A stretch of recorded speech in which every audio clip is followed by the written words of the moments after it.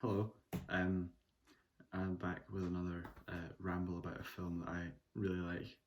Today I'm going to talk about Once, starring Glenn Hansard and Marketa Ilsklova.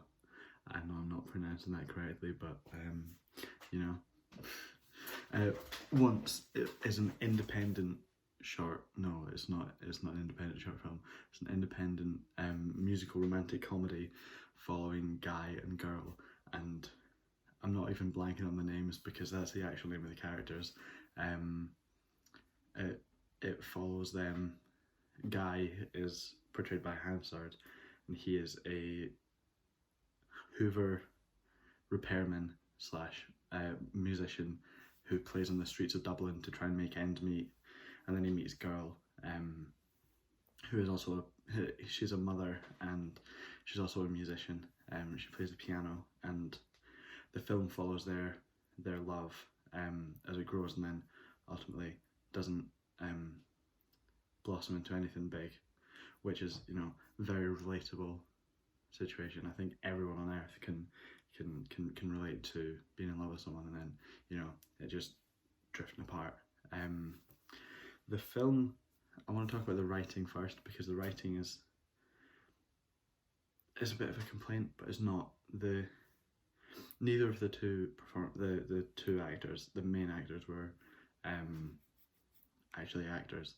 They were musicians primarily, and then they were told to just improvise with a couple of lines of direction in the scenes, and the lack of writing adds for a deeper enjoyment of the film because it's not dialogue that they've had to rehearse and memorize and go over in their trailer alone. The film is very raw in its writing. It's the most painfully real film I think I've ever seen because it just depicts them as two realistic people because that's what they were. They were just musicians who were. Hansard was friends with the director, and then they both got the roles. It also allows for a more realistic chemistry because obviously if they're improvising and they have to joke and flirt and all that stuff, it's going to be more realistic than if it was just a screenwriter writing it all down, or a director saying, yeah, this is what you do, this is how you say it, this is the tone, the pitch of your voice, just do it exactly like that. This allows for them to have been as open and as vulnerable as they could have been, which really adds to the enjoyment of the film.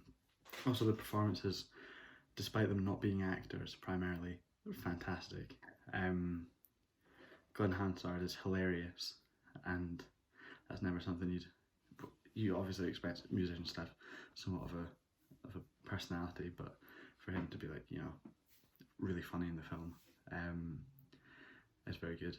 The chemistry, I think I just talked about that, but it's like painfully real, because they actually started dating. The two actors started dating while shooting the film because the chemistry was so real. It was such a raw experience for them to both be making this film together, and then it just I don't know, okay. Another thing that makes the film, that adds to the greatness of the film, is its lack of budget. Sorry, I'm going to move my camera a little bit. Oh, that wasn't good. The shoestring budget meant that they couldn't have a big crew with big elaborate shots and massive scenes, or even just stuff like that. So the film had to facilitate the budget of the film. That was, yeah, I don't know, you know what I'm trying to say. I had to facilitate the budget to make it perfect, and the grounded feeling of them just being of them just walking about a crowded Dublin street,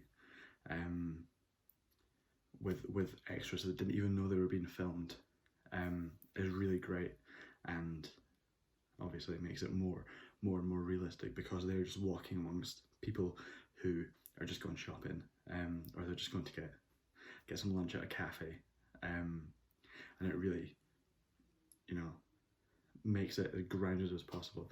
The music, oh god, I'm gonna say it now. I'm not very good with music.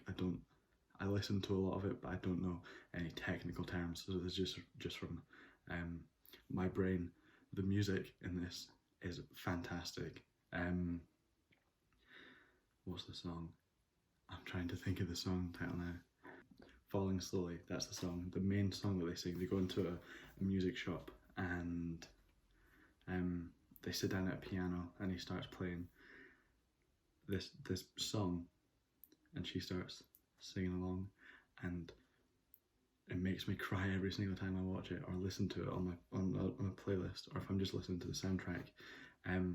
It's such a raw, emotional song about him. It's the premise of the film is they're just falling in love slowly, and the song, oh, it's heartbreaking. I do recommend you listen to it, because I can't play any of it now because I'll get a copyright strike and then I'll get my channel deleted. So yeah, so that's very good.